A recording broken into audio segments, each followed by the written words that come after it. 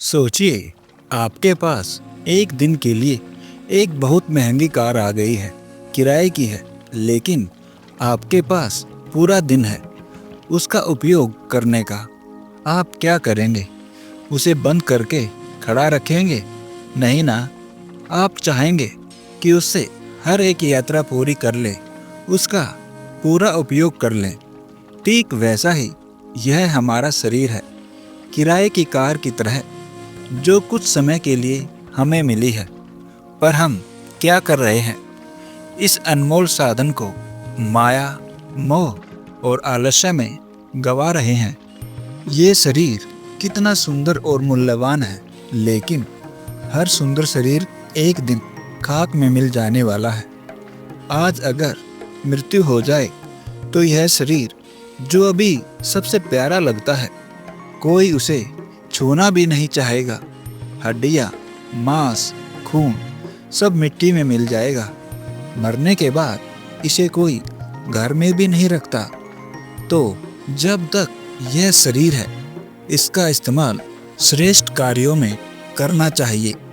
हमने हजारों बार जन्म लिया है, हजारों बार शरीर की राख हुई है, पर हर बार भूल गए कि यह शरीर मोक्ष का साधन है।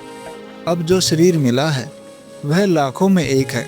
लाख रुपए देकर भी ऐसा शरीर न मिले, फिर भी हम इससे सच्चा लाभ नहीं ले रहे हैं। शरीर से अगर कोई सबसे बड़ा लाभ उठाना है तो वह है भगवान का भजन, उनका ध्यान और सत्संग। रत्न भी इसके आगे कुछ नहीं। यह शरीर ईश्वर तक पहुंचने का पुल है। मान लीजिए किसी खेत में 1 साल के लिए ठेका मिला हो जिसमें कोयला है। अब उस 1 साल में जितना कोयला निकाल सकते हो निकाल लो, क्योंकि 1 साल बाद अधिकार चला जाएगा। ठीक यही शरीर है।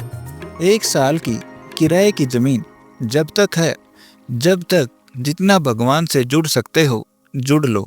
भगवत गीता में भगवान श्री कृष्ण ने कहा है, योगीजन शरीर, मन, बुद्धि और इंद्रियों से केवल आत्मा की शुद्धि के लिए निष्काम भाव से कर्म करते हैं। जो फल की इच्छा छोड़कर कर्म करता है वह सच्ची शांति को प्राप्त करता है।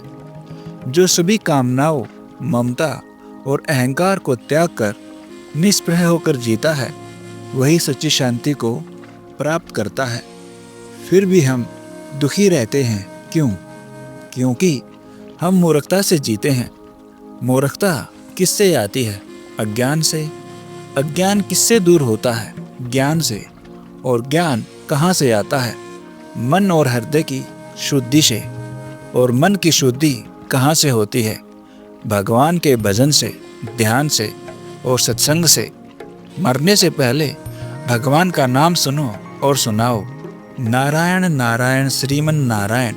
अगर कोई इस नाम को सुनते हुए या स्मरण करते हुए शरीर छोड़ता है तो भगवान खुद गीता में कहते हैं, जो अंत समय में मुझे स्मरण करता हुआ शरीर त्यागता है वह मुझे ही प्राप्त होता है।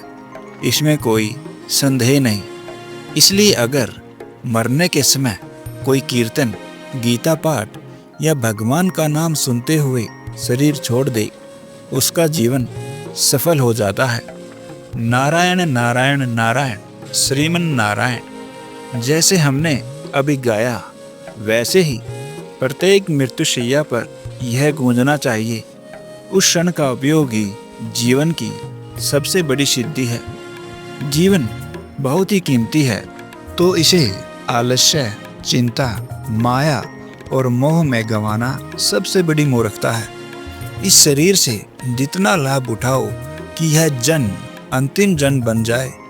भगवान का नाम जपते हुए जीना और उसी स्मरण में शरीर त्यागना, यही सबसे ऊंचा जीवन है।